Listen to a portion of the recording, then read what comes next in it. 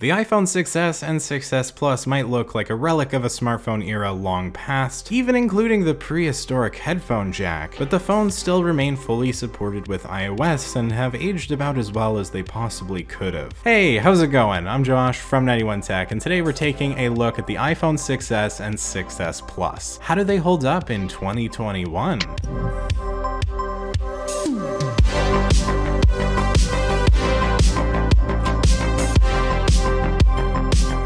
How does the 6s hold up?